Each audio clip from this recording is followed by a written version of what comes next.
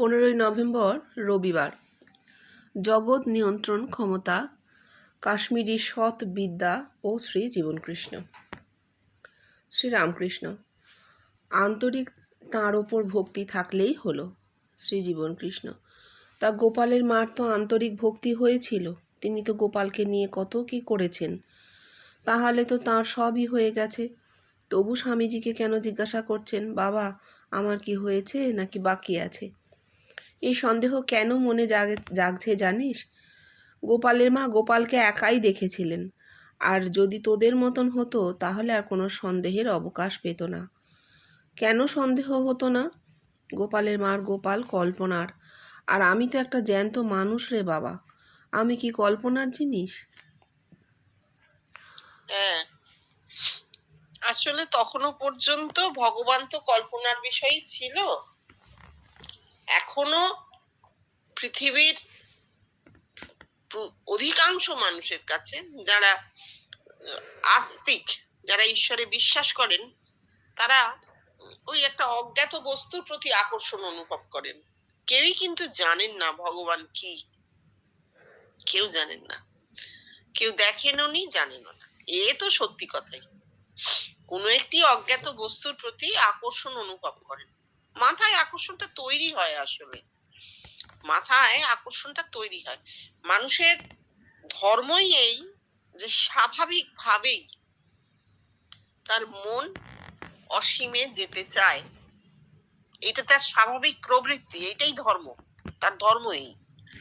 কিন্তু দেহের অন্যান্য গুণাগুণ বা মায়া যাকে বলা হচ্ছে, দেহে যা বদ্ধ করে রেখেছে, মনকে দেহে বদ্ধ করে রাখছে যা, তা কি করে, সে খালি টেনে নামিয়ে রাখে। ওই পৃথিবীর গ্র্যাভিটেশনাল পুলের মতো। পৃথিবী তো মাধ্যাকর্ষণ দিয়ে তোমাকে বারবার টেনে রাখছে। পৃথিবী, মাটি, দেহ, সে সারাক্ষণ তোমাকে দেহে বদ্ধ রাখতে চাইছে। আর প্রাণ শক্তি বারবার চাইছে ওই রকেটের মতন এসকেপ ভেলোসিটি পেতে। এসকেপ ভেলোসিটি মানে যেটা গ্র্যাভিটেশনাল পুলের বাইরে তোমায় নিয়ে চলে যাবে, যে গতিবেগ তোমাকে মাধ্যাকর্ষণকে হারিয়ে দেবে। এটা কিন্তু মানুষের স্বাভাবিক গতি, এটা চাইছে, মানুষ চায়। তাই এবার এই জিনিসটার, এই আকর্ষণটার কি কারণ, কোথা থেকে তার উৎপত্তি, এইটা মানুষ বুঝতে পারে না। তাই ভগবান, তাই ঈশ্বর, হ্যাঁ, কেউ দেখেনি। এবার ঠাকুর যে বলছেন আন্তরিক ভক্তি, ঠাকুর ওই প্রাণ শক্তির গতিটাকে বুঝিয়েছেন, যে ঊর্ধ্ব গতিটাকে বুঝিয়েছেন। সে যে সারাক্ষণ উদারে অসীমে চলে যেতে চায়, এইটাকে ভক্তি বলছেন। আমরা সাধারণ মানুষ ভগবানে ভক্তি বুঝি, কিন্তু ভগবান কি আমরা জানি না। দিনের মধ্যে 24,000 বার ভগবান বলে যাচ্ছি মনে মনে জোরে, কিন্তু ভগবান কি আমরা জানি না। ভগবান হচ্ছেন এই আকর্ষণটা, প্রত্যেকটা মানুষের মধ্যে এই আকর্ষণটি আছে। এবং এই জিনিসটা তো, এই সন্দেহের নিরসন, সন্দেহ বলবো না, এই প্রশ্নের নিরসন তো হয়নি। আমরা যেভাবে এখন ভাবছি, আলোচনা করছি, এই আলোচনা, এই ভাবনা তো এখনো মানুষ, মানে সমস্ত মানুষের মধ্যে তো জাগেনি। আর সেই কারণেই বিবেকানন্দকে গোপালের মা জিজ্ঞেস করছেন যে আমার কি হয়েছে না বাকি আছে। তার কারণ হচ্ছে, তিনি কি করেছেন, তিনি ওই তাঁর যে অজ্ঞাত সারে যে আকর্ষণ জন্মেছে দেহে, তা একটা ওই গোপাল মূর্তি ভাবছেন, কল্পনা, মায়ার আশ্রয়। এটাও একটা দেহের তৈরি করা ফাঁদ। দেহ এইভাবেও ট্র্যাপ করে। সে যখন দেখছে যে না, মন তো এমন ঊর্ধ্বমুখী হচ্ছে যে দেহে তো মন থাকবে না, একে আটকাতে হবে, সে তখন কি করে, এইরকম ইলিউশন তৈরি করে, কল্পনার সৃষ্টি। ওই কল্পনার সৃষ্টিতে মানুষ আটকে যায়। গোপালের মার তাই হয়েছিল। সারাক্ষণ গোপালকে দেখছেন, কোলে নিচ্ছেন, গোপাল জলে ঝাঁপাই জুড়ছে, আর তো কেউ দেখছে না, তিনি একা দেখতে পাচ্ছেন, তিনি একা দেখতে পাচ্ছেন।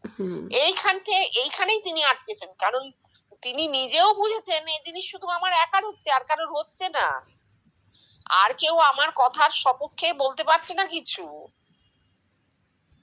তাই জন্যই তিনি এই কথাটা বলেছেন যে আমার কি হয়েছে না বাকি আছে। কি হবে, এটাও তো একটা কথা। কি হবার কথা, ধর্মের কাছে মানুষের প্রত্যাশা কি, ধর্ম বলতে মানুষ যা বোঝায়, যে আস্তিকতাকে বোঝায়, তার কাছে মানুষের প্রত্যাশাটা কি নিজেই কেউ জানে না, আমরাও জানি না। কি চাই? কিছুই চাই না। ওই জন্যই কিছু চাই না, কেননা কি চাইতে হবে তাই তো জানা নেই।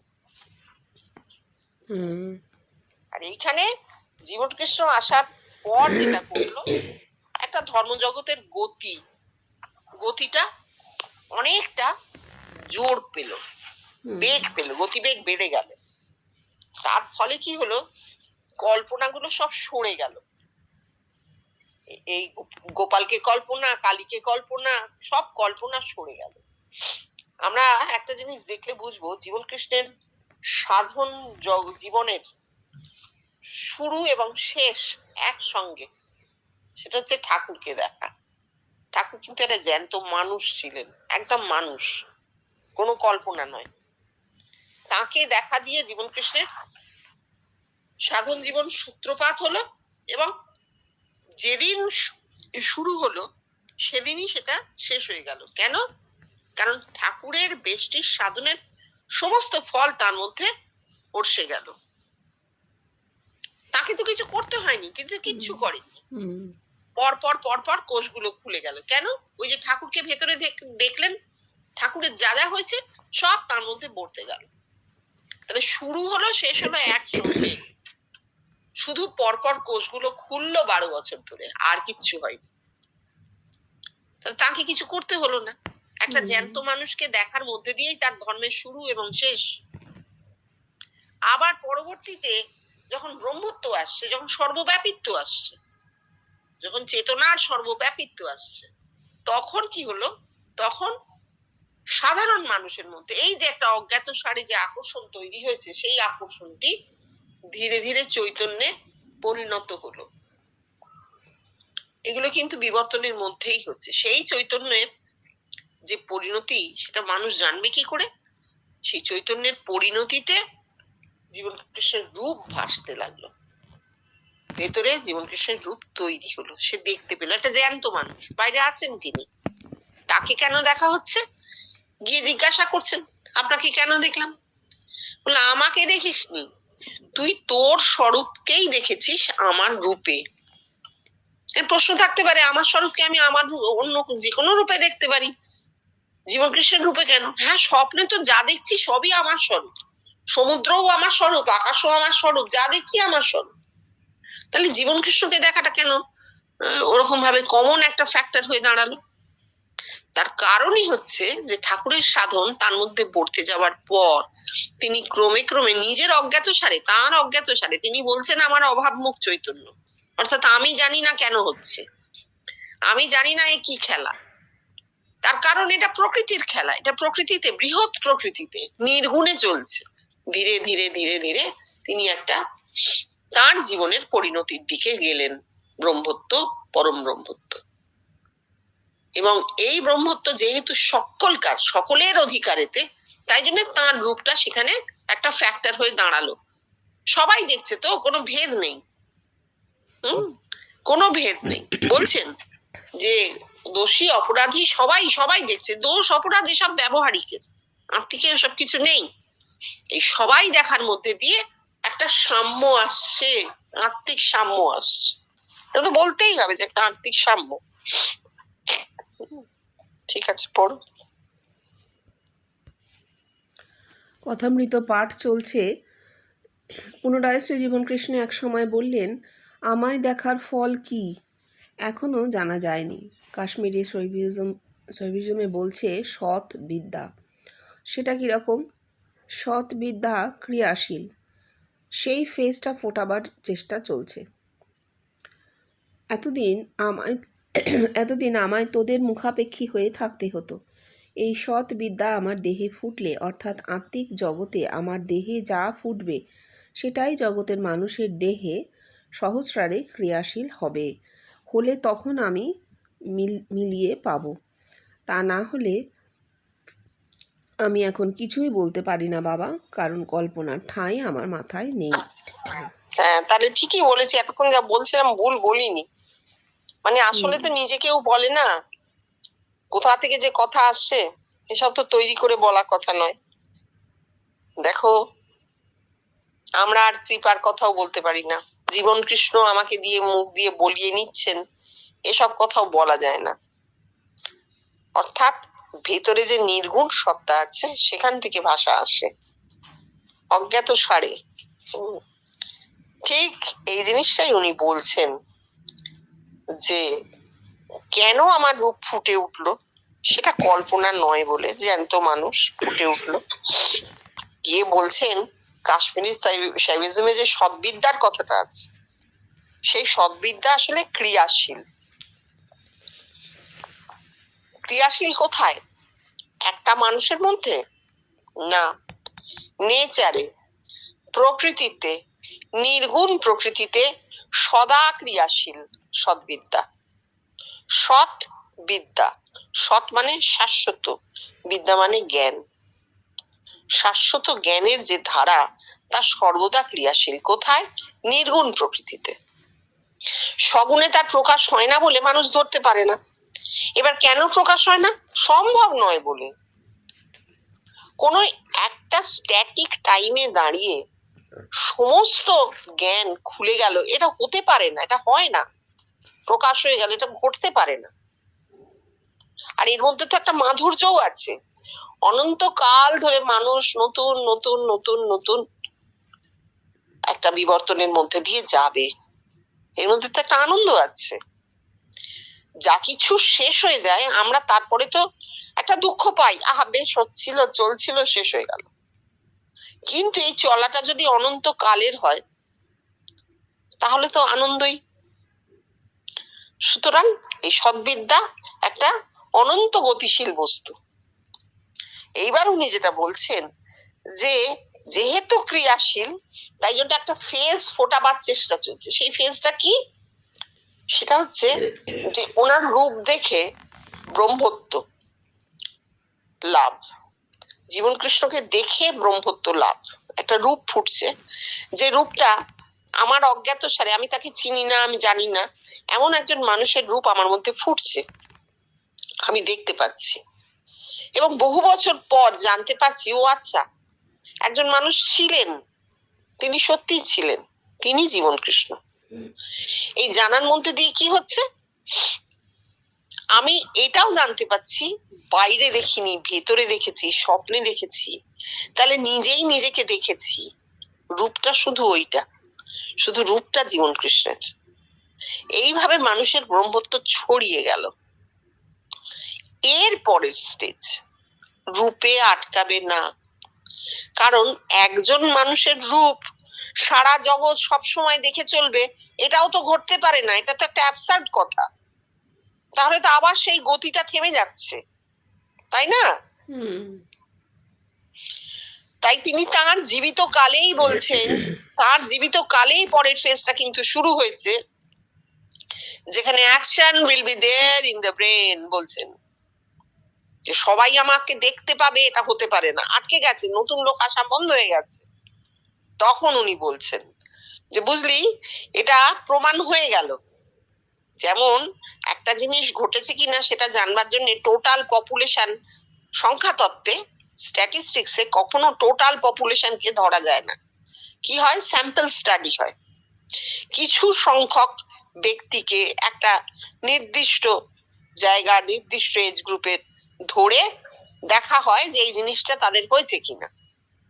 ঠিক সেই রকম স্যাম্পল দিয়ে জানানো হলো যে ব্রহ্মত্ব ছড়িয়েছে। টোটাল পপুলেশন, জগতের সমস্ত লোককে জিজ্ঞেস করা, জানা, তাদের কাছ থেকে ডেটা সংগ্রহ করা অসম্ভব কথা। তিনি বললেন এটা হয় না, এটা একটা অ্যাবসার্ড ডেটা, এবং আমাকে দেখা চলতেই থাকবে, এটাও অ্যাবসার্ড ডেটা, এটা হয় না। তাহলে এর পরের কোনো স্তর আছে?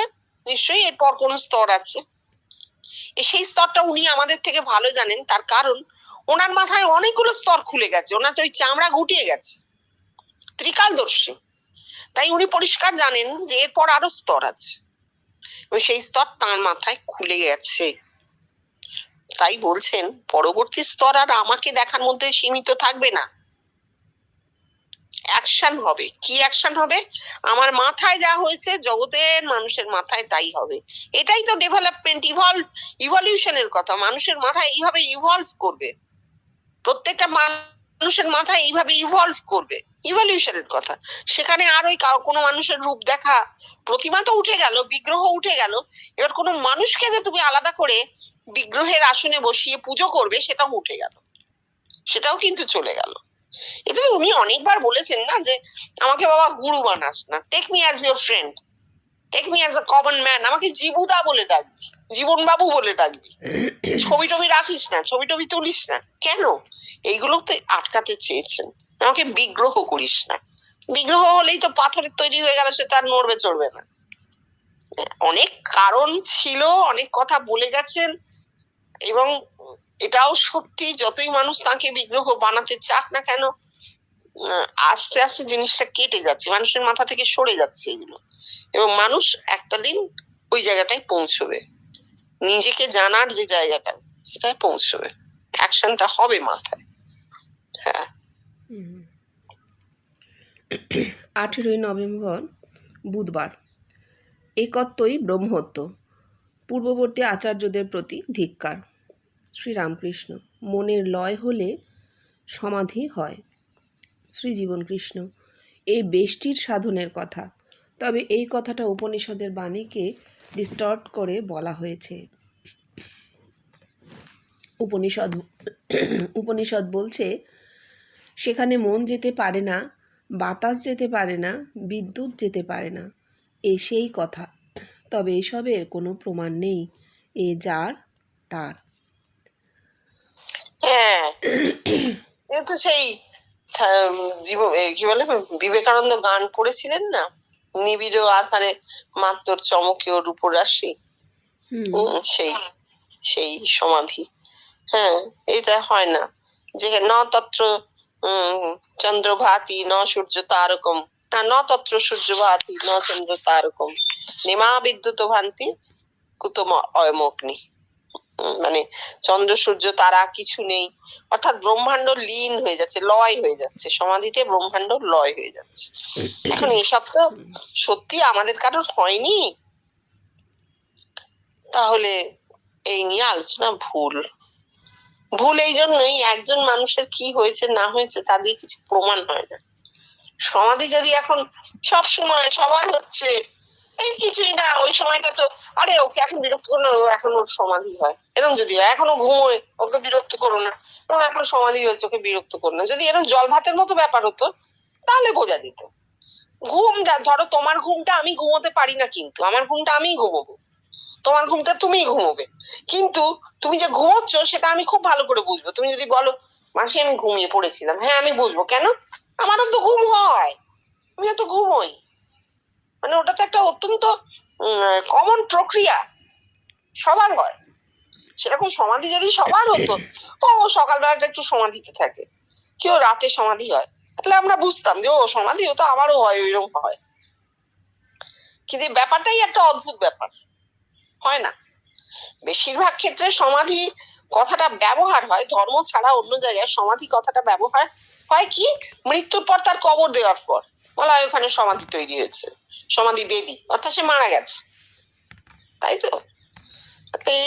যেটা যা সবার হয় না সেই কথা নিয়ে আলোচনা উনি করতেও চাননি আর বাদও দিয়েছেন। ওরে পাঠ থামা। কমপ্লিট ওয়ার্কস থেকে স্বামীজির একটা কথা বলি, শোন। স্বামীজি বলছেন ফাইনাল ইউনিটি হলে তবে বেদান্ত মতে সিদ্ধ। Vedanta continues it's search for final unity. দেখ, যে মাথায় এই পয়েন্ট অফ ইউনিয়নের কথাও ফুটেছে ধর্মজগতে, তার মতন মনীষী আর জন্মায়নি। কিন্তু কি হয়েছে জানিস, স্বামীজি নিজে তার প্রমাণ পাননি। প্রমাণ যে বাবা জগৎ থেকে আসে, ট্রুথ কামস ফ্রম রিভার্স। হ্যাঁ, স্বামীজি ফাইনাল ইউনিটির কথা সত্যি বলেছেন। ফাইনাল ইউনিটি যদি একত্বের খোঁজ, একত্ব যদি পয়েন্ট অফ ইউনিয়ন, সত্যি স্বামীজির মতন এত বড় মনীষী, ধর্মজগতের মনীষী আর জন্মাননি। এবং আমরা এই একটা দুটো জায়গায় দেখতে পাই যে ওই যে জীবনকৃষ্ণ বলেছিলেন না, লোকটা ধার্মিক হয়েছে মানে কি জানিস, লোকটা উদার হয়েছে। অর্থাৎ কোন রকম অনুদার ভাব তার মনের মধ্যে থাকবে না, এতটুকুও থাকবে না। সে ব্যবহারিকেও দেখতে পাওয়া যাবে যে তার মনটা এত উদার।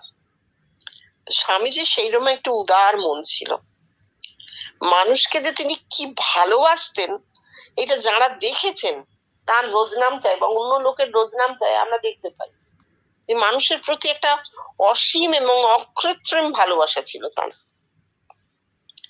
না হলে সেই সময় ভারতবর্ষ পরাধীন, এবং কেউ জানুক আর না জানুক, আমরা এইটুকু জানি যে সেই সময় যত বিপ্লবী জন্মেছেন প্রত্যেকের কাছে স্বামীজির বাণীর বই থাকতো।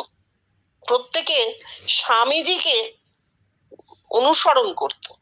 এটা একটা অদ্ভুত কথা নয়? প্রত্যেকটি বিপ্লবী তাদের কাছে কিন্তু স্বামীজির ওই বাণীর অংশগুলো থাকতো। হ্যাঁ, স্বামীজির দ্বারা ভীষণ ভাবে ইন্সপায়ার্ড হয়েছিলেন, ভীষণ ভাবে। অথচ তিনি সন্ন্যাসী। কেন? ওই ভালোবাসা, স্বাধীনতার যে একটা আকাঙ্ক্ষা স্বামীজিকে দেখে তাদের হয়েছিল যে দেশকে স্বাধীন করতে হবে। আমরা পরবর্তীতে জীবনকৃষ্ণের কথায় পাচ্ছি যে স্বাধীন না হলে ব্রহ্মত্ব তো আসতোই না। পরাধীন দেশে ব্রহ্মত্ব আসবে কি করে? তার সূত্রপাত কিন্তু স্বামীজির দ্বারা হয়েছিল, ভুললে চলবে না। স্বামীজি সেই আকাঙ্ক্ষা জাগিয়ে দিয়েছিলেন অনেকাংশে। প্রচুর বিপ্লবী, সন্ত্রাসবাদী বিপ্লবী রীতিমতন তারা বেলুড় মঠে আশ্রয় নিত, মানে রামকৃষ্ণ মিশনের বিভিন্ন মঠে আশ্রয় নিত। আমরা মা শারদার মধ্যেও দেখতে পাচ্ছি তার কাছে বিপ্লবীরা যাচ্ছেন। তিনি তাদের মাঠের মধ্যে একটা কুশের আগায় বসিয়ে দীক্ষা দিয়ে দিচ্ছেন, মন্ত্র দিয়ে দিচ্ছেন। কেন? তিনি মনে করতেন যে এই মন্ত্রটা দিলাম এ আর একটু শক্তি পাবে, এ শক্তি পাবে। এবং ইংরেজ পুলিশ আসছে, মা বলছেন যে না, এখানে কেউ নেই, এখানে কেউ থাকে না। তাহলে আমরা দেখতে পাচ্ছি স্বাধীনতার পক্ষে তারা যে একেবারে দাঁড়াননি তা নয়। সেই সময় কিন্তু আরো বহু বহু এরকম ধার্মিক প্রতিষ্ঠান ছিল, তারা কিন্তু এইসবের মধ্যে যায়নি, আর পুলিশও তাদের ঘাটায়নি। সেখানে আমরা দেখতে পাচ্ছি উদ্বোধনে, জয়রামবাটিতে, বিভিন্ন জায়গায়, বেলুড় মঠে পুলিশ রেগুলার যাতায়াত করছে। নতুন কোনো ব্রহ্মচারী হয়েছে কিনা, অর্থাৎ নতুন কোনো সন্ত্রাসবাদী লুকিয়ে পড়েছে কিনা। এই যে স্বামীজির অবদানগুলো, এগুলো চারিদিক দিয়ে না দেখলে না বুঝতে পারা যাবে না, তাঁকে ধরতে পারা যাবে না। স্বামীজির সম্পর্কে আমাদেরও একটা সম্যক ধারণা অত্যন্ত প্রয়োজন। কেন? যত দিন যাচ্ছে মানুষ এগুলো ভুলছে। পূর্ববর্তী যারা যা কিছু দিয়ে গেছেন তাদের ওই অবদানগুলোকে ভুলছে মানুষ। স্বামীজিকে ভুলে যাওয়াটা পাপের পর্যায়ে পড়ে রীতিমতো। কারণ তিনি আমাদের ওই পয়েন্ট অফ ইউনিয়নটা দিয়ে গেছেন, ওয়াননেস দিয়ে গেছেন, রিলিজিয়ান ইজ ওয়াননেস দিয়ে গেছেন। ধর্ম একত্ব ছাড়া আর কিছু নয়, এত বড় কথা আর কেউ বলেননি। সুতরাং স্বামীজি কি বলছেন? স্বামীজি বলেছেন, কিন্তু নিজে তার প্রমাণটা পাননি। না, পাবেন না তো, তার সময় দাঁড়িয়ে তিনি কি করে প্রমাণ পাবেন? যদি সেই দিক দিয়ে দেখতে চাও, যদি বলো, তাহলে তো জীবনকৃষ্ণ প্রমাণ পাননি, তাই না? উল্টো দিক থেকে কটা লোক আর তাঁকে বলেছে যে আমি আপনাকে দেখেছি। আমি ধরে নিলাম 20,000 30,000 লোক দেখেছে তাকে, ঠিক আছে, তাতেও বা জগতের মানুষের তুলনায় সে সংখ্যা কতটুকু? কিছুই না। তাহলে প্রমাণ পাননি। প্রমাণটা তিনি চেয়েছিলেন কিন্তু পাননি বলেই অনেক দুঃখ করে বলেছিলেন যে করিতে ছেলে খেলা, অবসান হলো বেলা। কি জানি বাবা, আমার দিক থেকেই বোধহয় জিনিসটা কেটে গেল। আসল কথা হচ্ছে প্রমাণটা সমসময়ে দাঁড়িয়ে পাওয়া যায় না। স্বামীজি যা বলে গেলেন তার প্রমাণ জীবনকৃষ্ণে এসে মিলল। এবার জীবনকৃষ্ণ যা বলে যাচ্ছেন সে প্রমাণ জগতের লোক দেবে, একটা লোক তো দেবে না, বেশটি তো শেষ। এই জগতের লোক যে প্রমাণ দেবে সেটা হতে বহু সময় লাগবে। একটা লোক প্রমাণ দিতে হলে হয়ে যেত এতদিনে। জীবনকৃষ্ণ চলে গেছেন, 70-80 বছর হয়ে গেল তাঁর এই সমস্ত কথার, পেয়ে যাওয়া যেত, প্রমাণ পাওয়া হয়ে যেত। কিন্তু প্রমাণটা কেন পাওয়া হচ্ছে না? তার কারণ একটা লোক দেবে না, আর জগৎ দেবে। জগতে জিনিসটা ফুটতে সময় লাগবে, বড় ফুল দেরিতে ফোটে। 4টে পাপড়িওয়ালা একটা ফুল টুক করে ফুটে যায়, কিন্তু হাজার হাজার লক্ষ কোটি পাপড়িওয়ালা একটা বিরাট ফুল, সেটা কত বছরে ফুটবে, দেরি আছে। জগতের মানুষের সহস্রার। পড়ো। ভরা ঘরে কথামৃত পাঠ চলছিল। এমন সময় শ্রী জীবনকৃষ্ণ বললেন, বাবা আমায় একটু যেতে দিবি, আমি একটু বাইরে যাব। সকলেই শশব ব্যস্ত হয়ে খাট থেকে দরজা পর্যন্ত রাস্তা ছেড়ে দিলেন। ঘরের মধ্যে এত লোক বসে যে চেষ্টা করে তবে তাঁর যাবার জন্য সামান্য একটু রাস্তা করে দেওয়া সম্ভব হলো। তারই মধ্যে দিয়ে যেতে যেতে একজনের গায়ে তার চরণ ঠেকে যাওয়ায় শরমে বলে উঠলেন, আহা বাবা, তোর গায়ে পা লেগে গেল, প্রণাম হই বাবা। বাইরে থেকে এটা আর কিছুই না, এটা তাঁর ব্যবহারিক জীবনেও যে অদ্ভুত একটা মানুষ ছিলেন তিনি, সেটাও তো দেখাচ্ছে। যে গায়ে পা ঠেকে গেছে, তাতেও তিনি অদ্ভুত মানুষ ছিলেন। আসলে স্বভাব বলে দেয়, জানো, ধর্ম আর কি, কারোর যদি ধর্ম লাভ হয় সে নম্র হবে, বিনয়ী হবে, এগুলো বোঝা যায়। বিনয়ী মানে দিনহীন ভাব নয়, বিনয় মানে হচ্ছে ঔদ্ধত্য থাকবে না, তার ব্যবহারে কোনো ঔদ্ধত্য থাকবে না। ধর্ম লাভ হলে তো হবেই, আর ওর তো হবেই। ব্রেন সফট, একদম সফট ব্রেন, সেখানে এতটুকু জিনিসে টোকা লাগে। পড়ো। বাইরে থেকে ঘুরে এসে প্রশ্ন করলেন, আচ্ছা দেখ, একটা মোষ কাদায় পড়ে আছে, আর একটা মানুষও মদ খেয়ে কাদায় পড়ে আছে। মানুষটাকে তোরা কি বলবি? ক্ষিতীশ, মানুষটাকে মানুষই বলবো। শ্রী জীবনকৃষ্ণ, কেন? সে যে কাদায় পড়ে আছে মোষের সঙ্গে, তাহলে তাকে মোষ বল। বাবা, তোদের ধর্ম কিন্তু তাই বলে এসেছে রে, তাই বলে এসেছে। তুমি কামিনী কাঞ্চন নিয়ে আছো, তোমার হবে না, তুমি সংসারী, তোমার মধ্যে অঙ্কট বঙ্কট। এরা অবতার পরমহংস, এরা এসেছেন মানুষের মঙ্গলের জন্যে। আর সংসারী সংসারী করছেন কে? সংসারী নয়। না বাবা, তুই ঠিকই বলেছিস। ওই যে রে, আমি তোদের বলি না, with all his failings, with all his shortcomings, তবু সে ব্রহ্ম। মানুষ যে ব্রহ্ম। আহা, কি অদ্ভুত কথা, কি আরাম, কি আনন্দ হয় বলো। এই কথাগুলো উনি যখন মধুপুরে ব্রহ্মসূত্র পাঠ হচ্ছে, ওটা অনেকে ভুল করে যে উপনিষদ পাঠ হচ্ছিল, না, ব্রহ্মসূত্র পাঠ হচ্ছিল। আনন্দদা ব্রহ্মসূত্র পাঠ করছিলেন মধুপুরে 1964 সাল, এবং ওনাকে বলে সেটা রেকর্ড করা হয়েছিল। তখনও এই একই কথাগুলো আছে, যে তুমি মানুষকে সংসারী বলে তাকে সরিয়ে দিতে পারো না। সংসার তো শরীর, দেহ, এই দেহটাই মানুষের সংসার। তাহলে মানুষ যদি পৃথিবীতে থাকে, তাহলে সে তো তার দেহটা নিয়েই আছে, অতএব সেই সংসারটা নিয়েই আছে, সংসারের বাইরে তো সে নেই। তাহলে আবার সংসারী বলার কি আছে? আর যে নিজেকে সন্ন্যাসী বলছে যে আমি সন্ন্যাসী, কিসে সে সন্ন্যাসী? তার যদি দেহ থেকে আত্মা পৃথক হয়ে থাকে, এই কথা যদি সে বলেও থাকে, তবু সে তো দেহটা নিয়েই আছে, সে তো মুখ দিয়েই বলছে আমি সন্ন্যাসী। গেরুয়া কাপড় পরলেই কি সন্ন্যাসী হয়? আমি ধরে নিচ্ছি তাঁর বিবেক বৈরাগ্য হয়েছে, তবু তো তিনি দেহটা নিয়ে অবস্থান করছেন, দেহহীন অবস্থান তো হয় না। তাহলে দেহটাই যদি সংসার হয়, সেই অর্থে তিনিও তো তাহলে সংসারী। এই ভেদগুলো তৈরি করা হয়েছে কেন?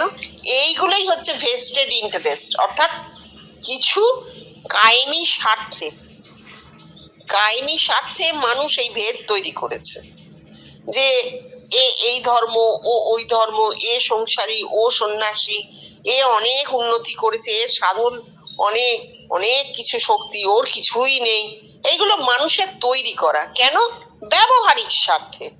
এর মধ্যে ধর্মের ছিটে ফোটা নেই, এর মধ্যে আত্মিক জীবন, ধর্ম বলবো না, ধর্ম বলা কথাটাই এখন একটা মুশকিল হয়ে দাঁড়িয়েছে। আত্মিক জীবনের ছিটে ফোঁটাও এর মধ্যে নেই।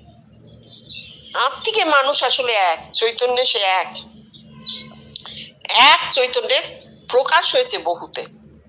যে চৈতন্যে তোমার প্রকাশ, সেই চৈতন্যেই আমারও প্রকাশ। তদেব শুক্রম তদ্ব্রহ্ম, সেই চৈতন্যই ব্রহ্ম, আর তো কিছু নেই, আর কিছু থাকতেও পারে না। তাই বলছেন যে এগুলো, এরা অবতার পরমহংস মানুষের মঙ্গলের জন্য এসেছেন, আর বলছেন সংসারী। এই কথাটা বলার মধ্যে দিয়ে যারা এই শক্তিটা নিয়ে এসেছিলেন, এতটা শক্তি নিয়ে জন্মেছেন পৃথিবীতে, তারা যখন এই কথাগুলো বলেন তখন সেটা মানুষের মঙ্গল সাধন করে না। শুধু আর্থিক ক্ষেত্রে নয়, ব্যবহারিক ক্ষেত্রেও আমরা যখন দেখি যে কোনো একজন মানুষ অসাধারণ শক্তি নিয়ে এসেছেন, এলেন কিন্তু হিটলার বনে গেলেন। প্রথমে আমরা তাকে বিশ্বাস করেছি যে তিনি খুব ভালো লোক, তার অনেক শক্তি, তিনি অনেক কিছু পারেন, তিনি মানুষের মঙ্গল করবেন। কিন্তু কার্যক্ষেত্রে দেখা গেল তিনি করলেন না, মঙ্গলটি করলেন না, প্রচন্ড অমঙ্গল সূচক কিছু পদক্ষেপ নিয়ে নিলেন। বিশেষ করে আমরা রাষ্ট্র নেতাদের মধ্যে, রাজনৈতিক নেতাদের মধ্যে এগুলো দেখতে পাই। তাদের শক্তি তো কম নয়, তারা তো তোমার আমার থেকে অনেক বেশি শক্তি ধরেন ব্যবহারিক ক্ষেত্রে, কিন্তু শক্তিটা একদম ভুল পথে পরিচালিত হয়ে গেল। এইটা মানুষের মঙ্গলের থেকে অমঙ্গলটা বেশি করে।